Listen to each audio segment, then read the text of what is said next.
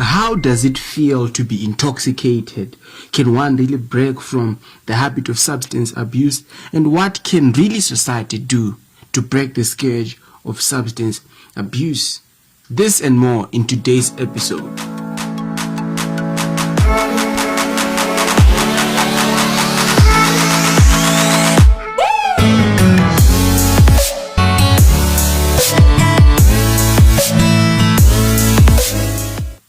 Greetings, ladies and gentlemen, and welcome. It is your host, Tinotenda, aka Dr. Truth, and thank you for tuning in to Dr. Truth's podcast for yet another exciting episode. You know what we are all about on Dr. Truth's podcast, keeping it fun, moral, and informing. I just want to say thank you very much for continuing to view and review the content that we give you. We very much appreciate that, and please don't forget to like.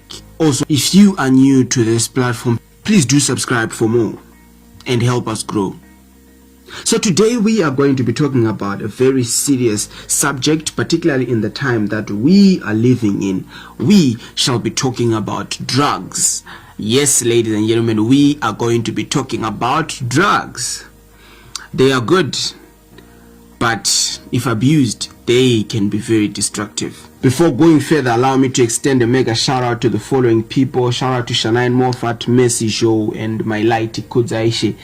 Shout out to Leroy Musangea, aka Dr. Seuss, Tim Kudze Maposa, all the way in the UK, and Panache Arnold Chikwata. Cheers to you guys. So, as I highlighted earlier, today we are going to be talking about substance abuse.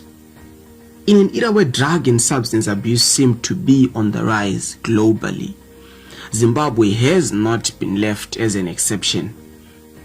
There is an unprecedented rise in young people indulging in drug and substance abuse like any other time in history. In fact, it seems like it's the in thing, or rather say the fashionable thing to be doing at present time. And some would probably say, if you're not doing it, wakasara, you know. However, we know of the adverse consequences that can be associated with being involved in drug and substance abuse. The truth of the matter is, you know, some few years down the line, you look back and just wish that you'd done something differently. So our guest today is a young man, and one who was previously caught up in the habit of substance abuse, but fortunately was able to break free. Today we are joined via a conference call by Tinotenda, and he is just going to walk us through his experience and how he eventually managed to break free or break out of the habit. And we just hope that you are able to pick up some, nuggets from the conversation that we're going to have. And maybe if you are caught up in the habit, it might come in handy. Or if you have been contemplating starting on substance abuse, maybe this might just be an advantage to you. So hopefully this does come in handy. So Mr. Tinotenda, pleasure to have you on the platform today. And thank you for agreeing. It's not really easy for someone to just come through and say, I'm going to share about my story, about my journey. So we very much appreciate you for doing that. But before we can go into much depth, just take us through who Tinotenda is, then we proceed. Okay, thank you, Mr. Mhlanga, for the opportunity. What I would say about myself is I'm naturally an inquisitive person, right? Since childhood, I was full of mischief since I was young. So that is who I am. So that curious trait in me always led me to try to experiment on this and that, so that I may know what that actually is. So I think that also led me to substance abuse. Thank you for that brief introduction. So without any further ado, let's just go straight into the Q&A. Take us briefly through how you eventually got caught up in substance abuse habit? How did it all begin? How did you end? How did you eventually find yourself caught up doing that? Okay, for me, okay, when I was young, I grew up in a society which I think is a normal society to all guys, because everyone will be telling you the bad things about the drugs. Everyone will be telling you that don't ever venture into that area because it's not for good people. It's just for the bad guys who sit on the streets. So to me, it was the only thing I knew about those drugs, and I didn't care much about it. Right? I met 2 of my friends who I knew very well. So I knew they were good guys. So that idea of them being the bad guys who sit on the streets did not click well with me. So they were doing all these things every day, right? Then they would come to me behaving in an unseemly way, in an uncommon manner, right? Yeah. So I would be asking myself, what's happening to these guys? What are they feeling? Why are they behaving this manner? And I didn't believe what they were telling me. They were saying, I'm intoxicated, so you should tolerate me. And I said, no, I don't tolerate such things. Right. So you guys are pretending or something, right? Then they said, no, we're not pretending. We're actually intoxicated. Then I say, how can someone's brain get intoxicated? So I wanted to feel that thing with the feeling so that maybe I can judge them properly. Okay. Then we went together and hid somewhere as school students, because it was a boarding school. So we went to a secret corner. Then we started doing the thing, smoking bunch, right? So as the first time I did that, I didn't get intoxicated, right? So I was angry because I was now smelling bad. All right. And I didn't get any feeling. Okay. You wanted the feeling of being intoxicated. Okay. Like, I was telling them that, no, you guys, you're pretending, because I didn't get the feeling which you guys are telling the end result of smoking, right? So, we stayed.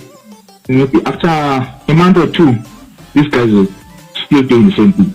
Then I said, you guys, today, let me try this thing one more time. And if I don't see any change, I'm telling you, we're going to fight, because you're behaving in an unseemly way. Right? So we went again the second time and hid somewhere, and this time they were saying, we are going to monitor you, we are to see that you do it properly, right? Then we got into that thing. Then I smoked, and they were teaching me how to smoke. Then I did everything that they told me to do. Then we got up. They said, lift up your leg. Then I was like, I lifted up my leg. Then nothing was wrong. I went into the class. The moment I went into the class, then everything, my life changed. Everything, the way I saw things changed. And I was laughing and laughing and laughing, and fainting and waking up at the same time, and things were, very different from what I knew, and it was an exciting feeling. Okay. And for the first time, I think the thing hit me almost for the whole day. Okay. So it was something which was very interesting. Very interesting. So, yeah, it was interesting. Because no one can just do something which is just boring and keep doing it again. Yeah. So it has to be something fun. Okay. So I wait. Okay. But at the same time, it was coming back to my head that some people now, we call them misvote, of people who are just addicted to those things, and they no longer, they just have their own way of living, and they're not appetizing to the eye when you look at them. So I was just telling myself that no, I shouldn't be like those guys in the streets, in the prison. And no one, even those guys who I was smoking with, my friends, they were that same idea as well. We don't want to end at where the guys on the bridge, like them. Right. So then I stopped. Maybe after a month or 2, I wanted that feeling back, because it was something worth doing. It was an amazing feeling. Also, those people start saying once in a while, right? At the same time, it was something fun. It was very fun. Okay. So now I'll skip maybe 2 weeks and do it again, because I didn't want to be a addicted like this guy. So I was telling myself, I can control myself. So skipping 2 weeks, skipping a month, but eventually I was like doing it every day, thinking that I can control myself. So since I was able to skip for a week, 2 weeks, 3 weeks. So now I was doing it every day, thinking that I can control myself as I used to do. But you're already addicted. So and then, yeah, so for you to know that you are addicted, then you have to quit when you know you are addicted, when you want to quit and you can no longer quit. Okay. So when you don't want to quit, even if you do it 5 times a day, you already know that you are addicted because you have no problem with what you are doing. Okay. Right. So it's something which comes to you after maybe, I don't know, when you want to stop, and that's when you know you're addicted. Okay. So it is every day, 3 times a day. It was like we're enjoying. Everything fun. Then I think one of the things, maybe the advantages, okay, for smoking, which I experienced, because so sometimes I would see advantages doing that. I was like, maybe when doing some schoolwork, right? Yeah. Like maybe let's say mathematics or geography, yes, whatever what I was doing from I would get that intense understanding. Okay, deep like understanding. That extra intelligence. You understand a lot of things at the same time. Okay. Right? So that you can even laugh at what you understand because it's just not normally happen to you. So yeah, let's say for example, give you a test, which is for 10 questions. You will spend an hour doing that because you'll be enjoying the thing and discovering new methods of solving the thing, and you have maybe more mental power at the time. You see? Okay. So, but then afterwards, the downside of that was that after maybe let's say an hour of doing the thing, of exercising this excessive mental power, I would be weaker than my normal self. I couldn't even solve maybe the rest of the main problems, not because I didn't know, but the mental power would be drained. Okay, you would have been drained. All right. Yeah. Okay. Then, do you want to say something? No. You can actually continue because I see that you had already gone into my my second question, which was the experiences of how you would feel during and after having some some of the smokes. So yeah, I think you can continue. Then we'll just move on to the next question. Okay. So yeah, those were the upsides and the downsides. Okay. Then another maybe upside of it was the unnatural confidence, especially with ladies, right? So because at that age you'll be like, I want to be confident with the ladies. Then you smoke, then all the shame will be gone, right? Okay. So you can do whatever you want to do. All right. Yeah, I can relate to what you're saying. It was something worth over. Yeah. No. Then when I would like it to shift to a personal maybe experience in a sense, because maybe what I've just a general experience, right. But I think maybe due to my perspective as someone who is aware of the spirit realm, right? That we're not, because I don't just believe that we are human beings living in the world, everything just, I believe that they are influence our behaviors at some time, right? So during my Form 4 time, right, I think when you're about to write the exams, there was a certain day where I got alarmed about, I suspected there might be a demon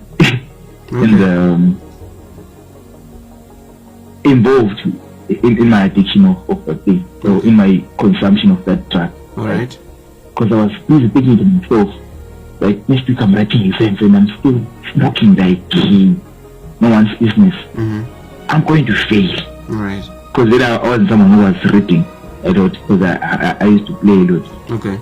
Then I heard this voice coming in my mind saying, no, relax, Tira, you'll pass. But when I got to a part, then I jumped off the chair, and we were smoking at that time. Okay. And I jumped off the chair and ran away because, where did this voice come from? But well, I wouldn't want to make out on that, but I think some of the behaviors are enforced by spirits so that maybe they destroy the lives of human beings, right? Okay. And another thing, which maybe I would like to share maybe in this thing, I had a brother of mine who was 2 years older than me, who had at the same school at that time. He was in upper six, and I was in Form 4. In Form 4, he was just like me. He was playful, never read, never took time to study. Then he passed well. Then in A level, when I was Form 6, I was Form 4. Then I got sent out as he got in Form 4. But at A level, he could just got 1 point. Right? So it's because I knew that he was intelligent. Okay. Right. But so there was something fishy. And I could relate because what? I'm saying there was something fishy. Yes, I'm saying there was something fishy. Yeah. The intelligent guy all of a sudden is not measuring up to the standard.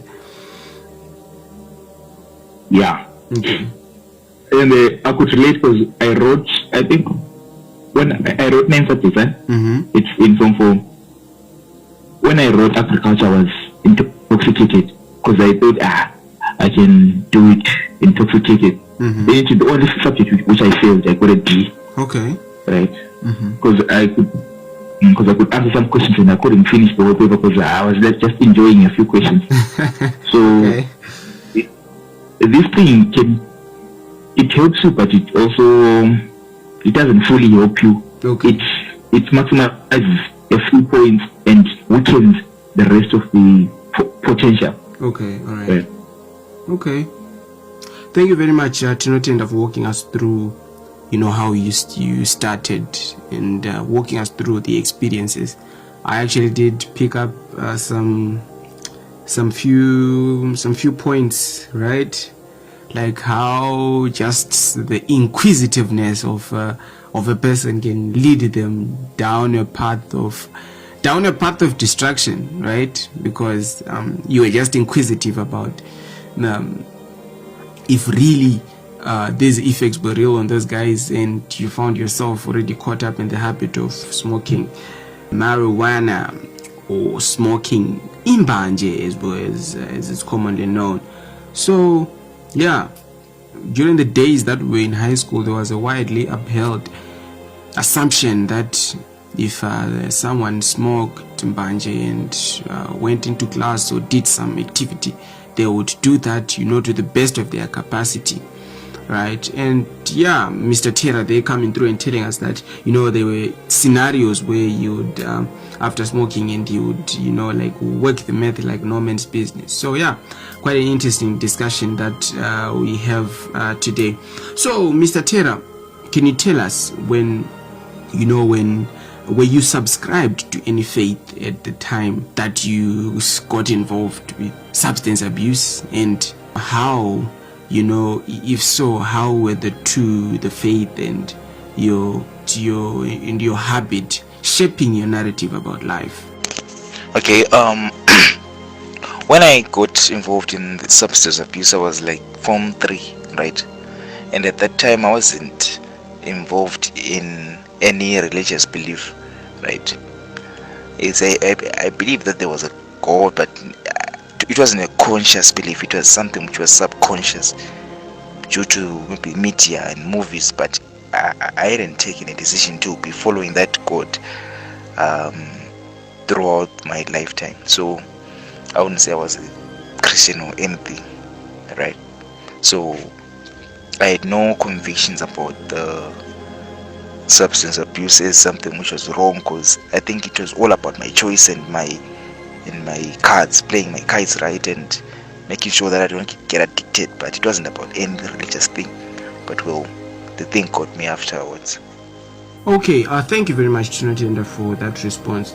Now, as we move on, you probably had justifications to the habit that at that time you were probably justifying your habit some type of way, maybe when people were trying to correct you and say, maybe don't do this, don't do that, or maybe people trying to reprimand you and so on. You probably had some justification as to why you were doing that, and you probably saw it as something worth your while. So what were some of these justifications that you had for your habit? Yeah. When someone does something, they'll probably have a justification for what they're doing. My justification was a simple question: why not? Why not do it? Then obviously the wise would be like, it will waste your life, but I wasn't that old to be reasoning in that way. So, but that was also, maybe I was conscious of that fact, but I thought I could use it wisely, because everyone says too much of everything becomes destructive. So I would tell myself that I can manage it. I don't want to get as far as that other guy next to me. So, and the other thing, it wasn't like it was all about smelling bad or something. It was nice in a sense, because you could get some benefits out of it. So yeah, use it well, you get your results well. So that is what I thought about things. So that was my justification. And another thing which I thought was leading me on was that the people who would criticize it were the people who actually knew nothing about it. So I would be saying how these people are just talking because they think it's like this, but because even in my experience of this smoking out, if anyone would come to me and try to maybe convince me that smoking was bad, I tell you the truth, after the conversation, that person would end up believing that I had told them the truth. In fact, I was more right than them. They would even consider smoking themselves, because I think the danger was, I had a friend at A level. I know you know him, Mr. Planjo. We were together at school. Joker. I had convinced him that smoking was good, and initially he was like, no, smoking is not good, but I convinced him, and he went on and tried it. And most painfully, my sister was a year younger than me, also believed in what I was saying, and I almost got her to smoke. That's a bad thing, because I am someone who actually believes what they do. So I don't have a problem with sharing what I believe. So and if I can represent my arguments properly, then that's a damage to the person who is listening to me. So, and I got many people involved in this thing. So I actually had proper arguments to talk about, to support my smoking, and it was something very painful indeed. So what I would say, also adding on that note, I would say it is not good for a man to be without knowledge. I think that's Proverbs 19. It is not good for a man to be without knowledge.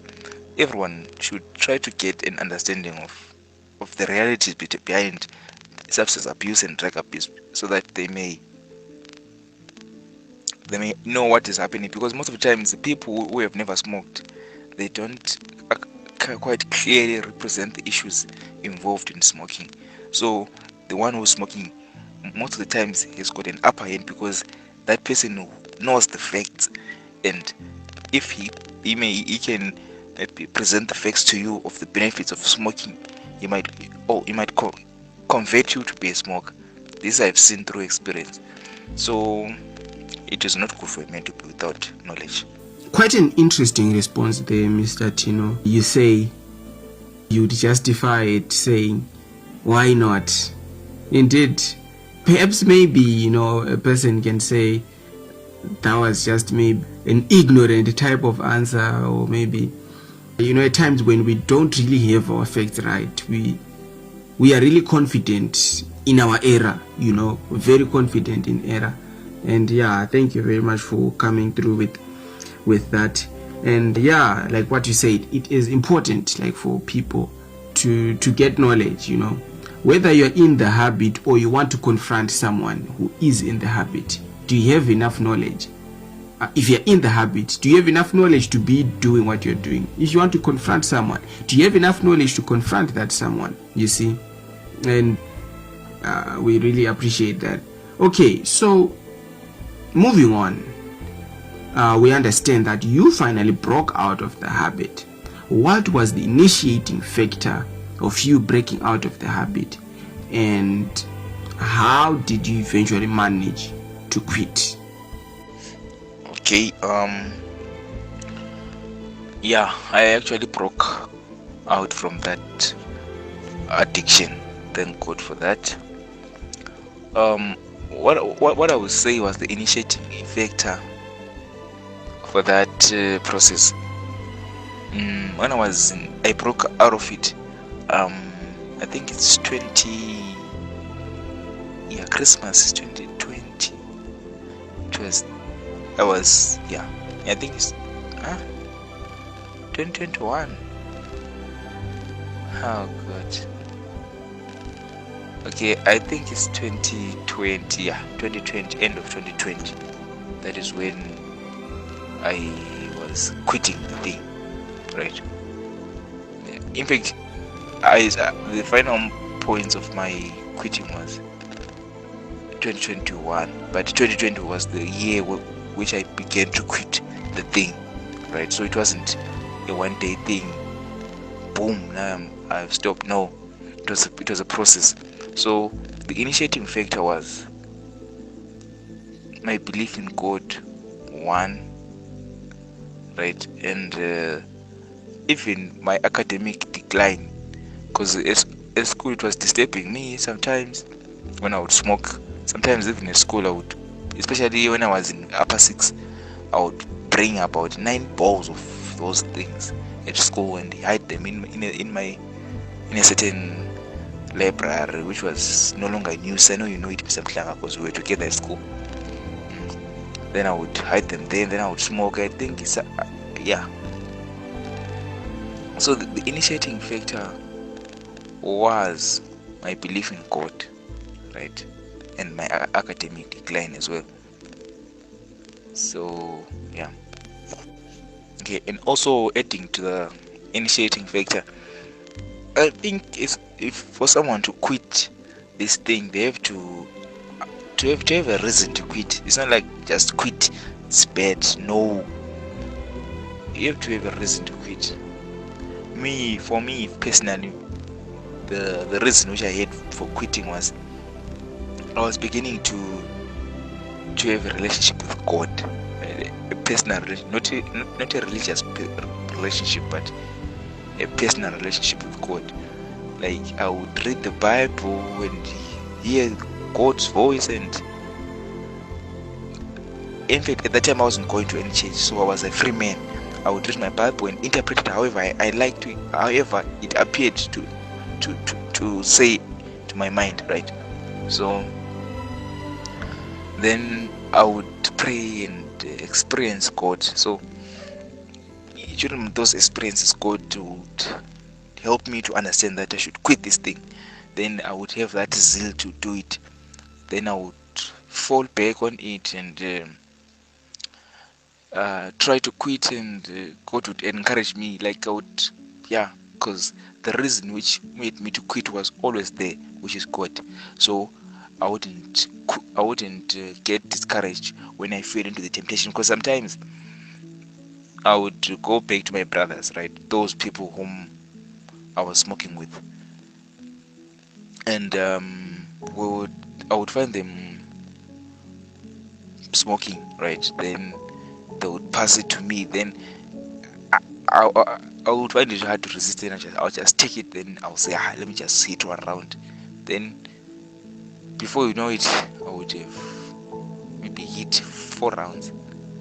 So, and I would feel guilty because I had told myself that I wanted to quit.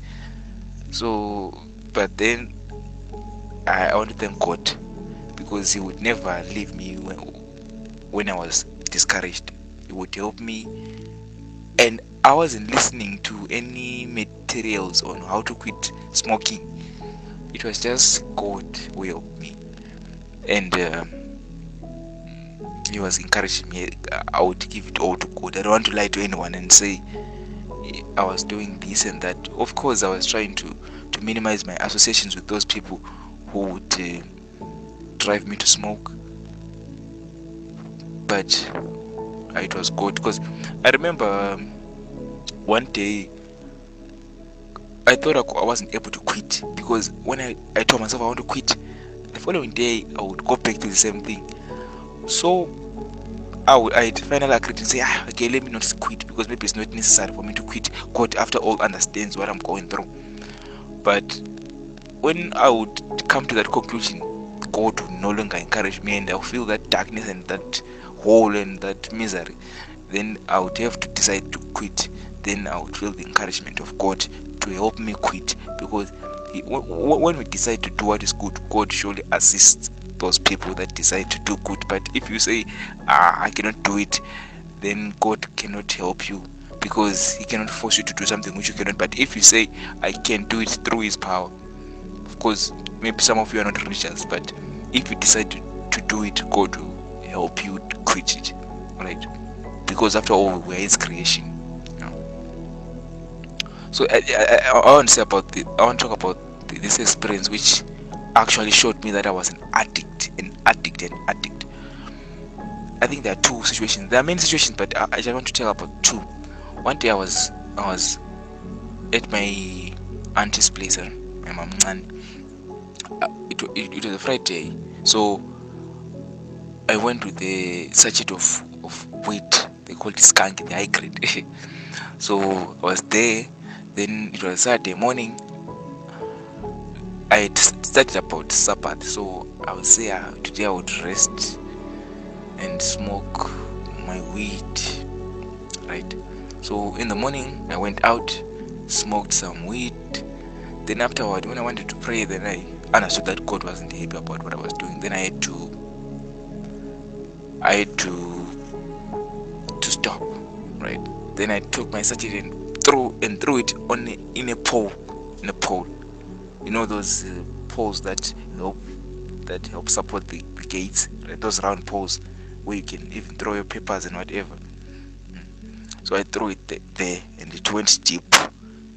Then as the day went by, I was craving it, and I tried to remove it from there, and I was facing failures, and I was like, I want it, but I couldn't get it. Then finally submitted to a loss.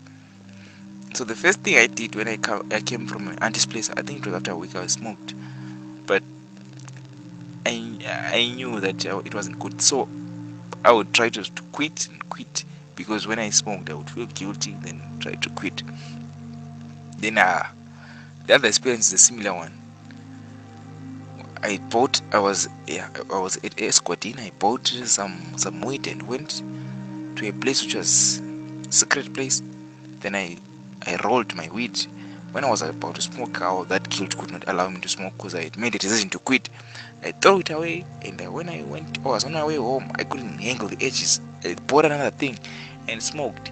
So it was a pattern of 2 steps forward, 3 steps back.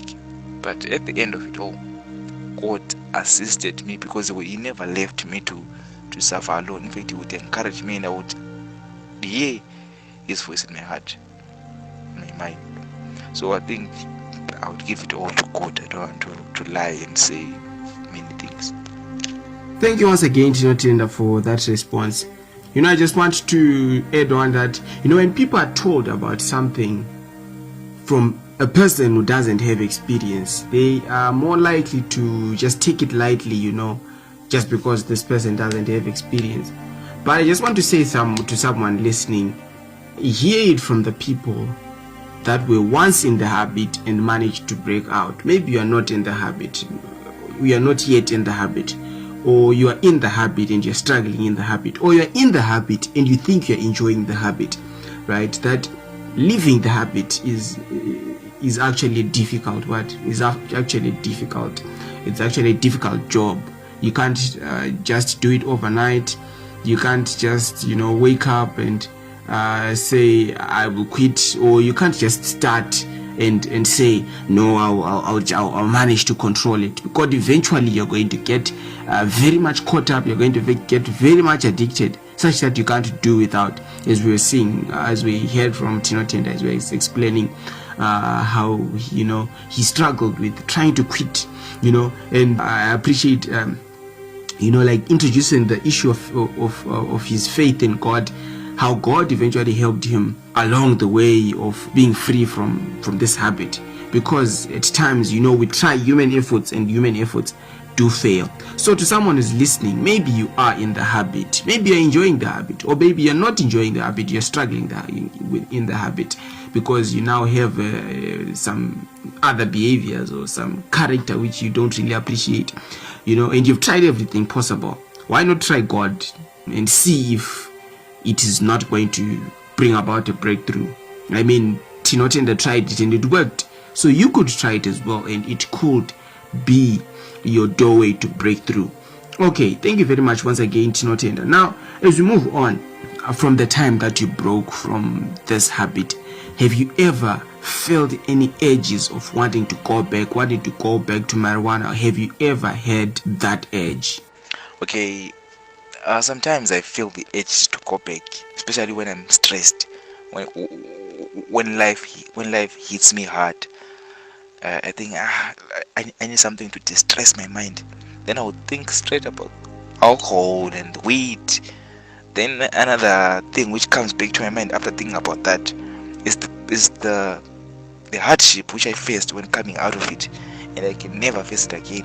So I wouldn't place myself in a situation where I have to struggle again to come out of.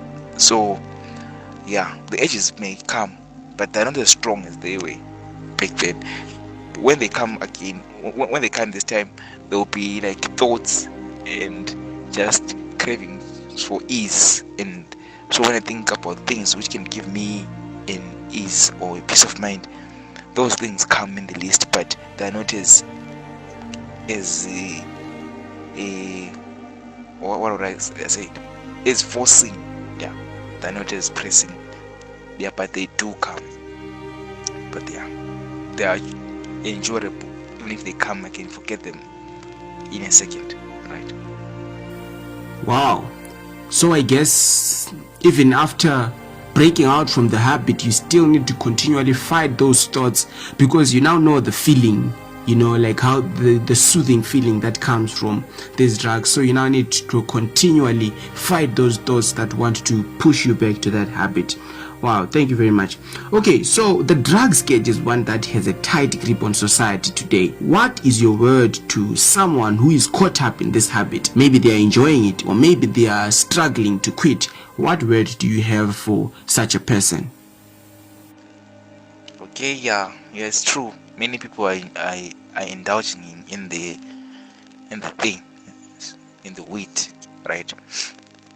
So what I would say to someone, I would firstly talk to the ones who are struggling about it. I want to tell you one thing. It's a war, right? You have to fight it till the end, because if you quit fighting, then you will never come out of it. There has to be a purpose, right? So I would say, remember the reasons why you want to quit, right?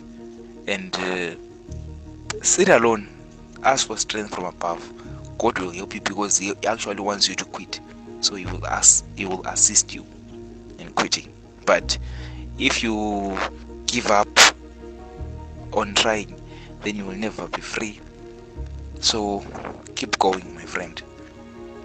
Many of us have passed through that road, and we're still facing other things. So you're not alone in this thing. You have to fight and win, and to move on to the next level. Then to those that are enjoying the thing, thinking that maybe they are wise or something, I would tell them straight to their face that you are not wise, because you actually know that you are not wise, because you're not as productive as you could be. You are not as helpful as you could be. Maybe you are useless to some people, because by the time maybe they need you to do some chores at home or do some work at the office, you'll be trying to satisfy that need, which weakens your ability to even do service to others. So you're useless in a sense if you continue to do that, right? Or if you think you are useful, maybe you're working at less than half of your capacity if you would stop smoking. So if you're enjoying this thing, you're just enjoying your death, right? But if you want to improve and become a better person, there's no two ways about it. You have to stop it. Interesting, very interesting. Well, Tinotenda says, don't quit trying to quit, right? It's a war, and remember why you want to quit. I will not add any more words lest I dilute such words of advice.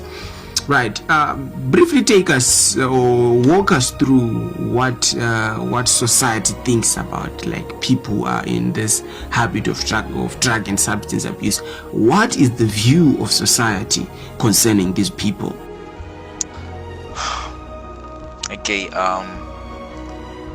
people who are caught up in drugs are viewed as people that are useless, as people that are thieves, because most of the people caught up in drugs are people that do not work, so they also need money to cater for their addiction. So society is well aware of those people, especially if they are close people to you, right? They will sometimes steal from you so that they can satisfy their need, or would even sell things at a cheap price so that they can satisfy their needs. So people view them as people who are not mentally straight, who cannot think clearly, because actually what they are doing proves to be not thinking clearly, because those people are driven by what their addictions. So that is the view of society and on those people. But I would say to those people, especially those that are trying to quit, I just monitor how people view you, because society will always be society. We cannot change the society at once, and I don't think we can change it. I don't know if there are ways, but I think trying to change the views of society to fit those, to in fact to support smoking, or trying to change the view of society to accommodate those that smoke, I think it will be a dangerous thing, because smoking on itself is not a good thing. So let's leave society alone with their views, and let those that are struggling with these addictions struggle out of it, right? Because we cannot change everyone's view, and you know that changing someone's view takes a large amount of effort, and that effort we do not have. The only effort which we have is to struggle out of that addiction, and later on help our fellow brothers that are still enjoying or suffering in their addiction, right? Well, I totally agree with you there, Tinotenda. These people, they are generally viewed as people who are useless, who can not benefit society in any way, and at times, of course, parents are trying to guide their children, and by saying, don't be like so and so. See, now they're just sitting by the bridges and doing nothing.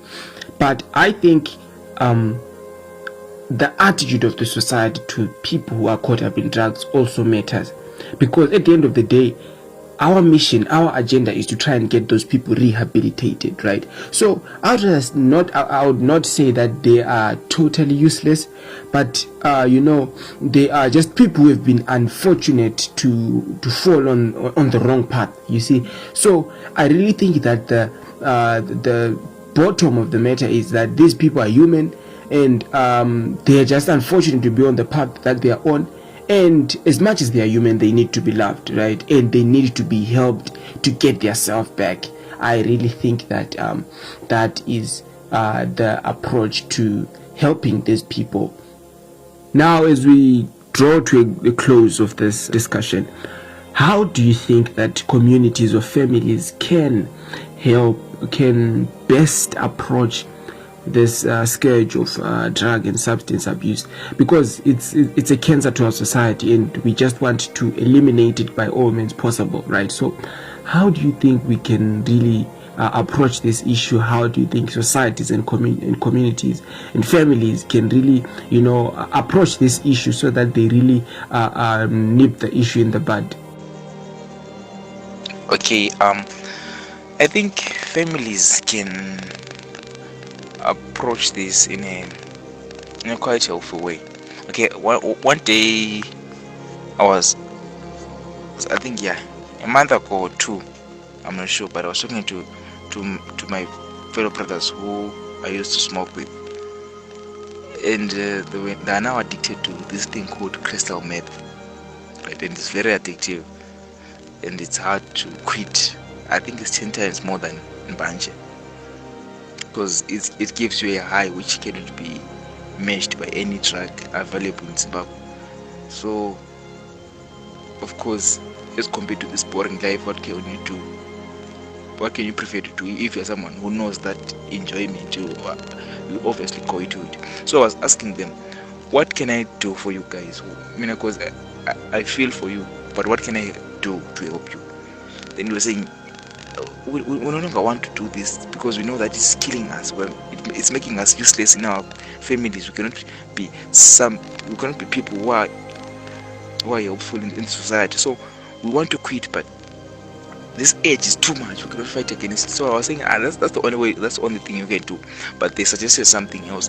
They were saying, we should wipe out those people that are selling drugs, right? So that we may give those that are struggling a fair chance of recovery, right? Because we know that life sometimes may be difficult, and then when you are stressed, even trying to quit may ease yourself with that drug. So they were saying we should try to eliminate the people that are selling drugs. But another problem is that the police are allowing it to happen. In fact, instead of suing those people that are selling drugs, the police takes money from them. So if our best maybe hope of eliminating the people that are selling drugs is sabotaged, then what can we do? So I think we have to help these people we have to shut up these people that are selling drugs. So I don't know what we can do as society, but that's one of the things we can do. Then, as families, I would say to those that have their loved ones affected by this thing, to talk to them and trying to listen to them, and for you to be able, I think you have to have a fair amount of knowledge about the disadvantages of drugs, not those that are just theoretical, but the practical ones. For example, telling them that they are useful, they are not that effective in specific points of their life. That may help them understand, and showing them what they could be if they could quit this thing, right? It also helps them. So that's an encouragement for families. But sometimes families become too harsh and discourage the souls that are struggling. But if you encourage them, it might help them, right? So that's the family front. Okay, so in conclusion, Mr. Mhlanga, I would say another thing which may be useful is to have rehabilitation centers. In Zimbabwe, there are no rehabilitation centers. In Blawa, in fact, maybe they are there, but they are very expensive, that the normal addict cannot afford them. So they're as good as absent. So yeah, one thing that can help us, because we know that maybe to eliminate those that are selling drugs may be difficult. So to have a place where these people can hide is a good solution in a sense, right? Then also I would like to stress out this point. Quitting is an individual work in a sense. I would like to stress it again. Quitting is an individual work. because trying to rely upon society to do something for you at that time might never come, because not everyone is concerned about your problem. So if you are aware of that problem, try to seek out people that can help you, but know that it is your duty to quit. No one will come and save you. If you think maybe you will quit at some point, when at that point will never come. You have to be determined to choose what you want, and also be aware that if you don't choose to stop, then the consequences of not choosing to stop are much more worse than the consequences of choosing to stop. Choosing to stop may be difficult because you'll be fighting against nature and those edges, but not choosing to stop also is worse, because you become a useless person and no one will love you. I want to tell you the truth. No one will consider even having you near their kids, or because you're not as useful as you can be, right? So maybe there are those that are highly gifted, maybe they're intelligent. You are using half of your intelligence or less than half of your intelligence, because you could be way more than that. So quitting is an individual choice, and you have to go for it, right? There are no two ways about it. So I hope you get encouraged, dear friends, because I know this is a struggle and it's difficult, but it is achievable.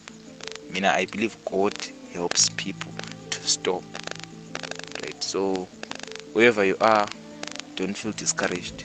There is a way out. Determination and prayer helps a lot. Thank you, Mr. Klanga, for the opportunity to speak to me.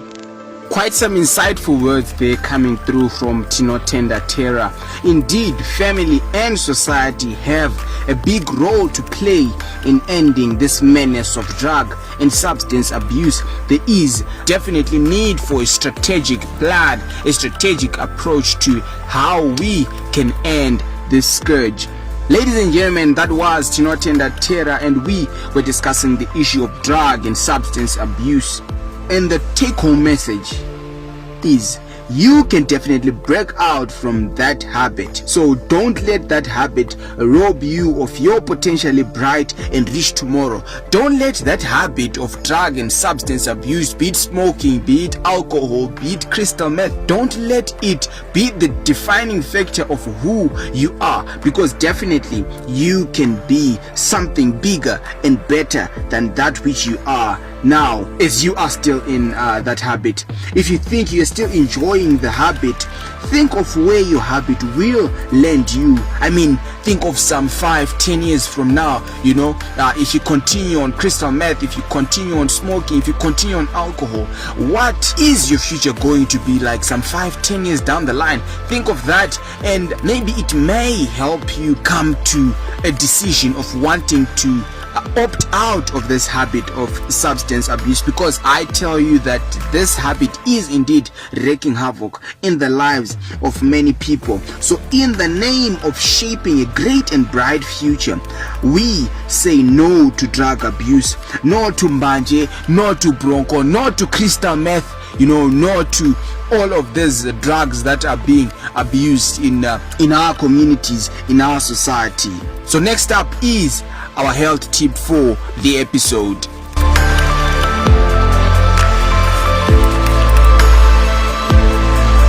Ladies and gentlemen, we are now in summer, and as many can confirm from across the country, it's grilling hot. Really hot. So let us be mindful of the heat waves. Let's make sure that we are always hydrated all day, every day. So let us make sure that we are always hydrated.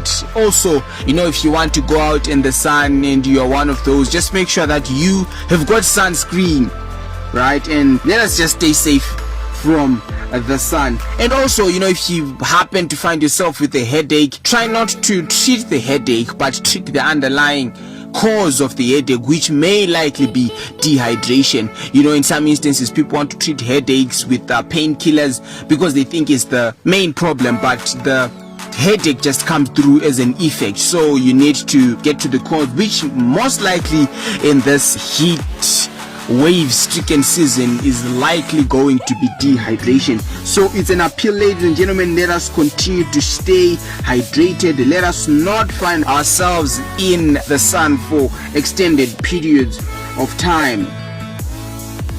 And that's it for the health tip of the episode. Otherwise, from myself, Tinashe Mhlanga, aka Dr. Truth, stay healthy, stay blessed, and stay tuned to Dr. Truth's podcast. Till we meet again.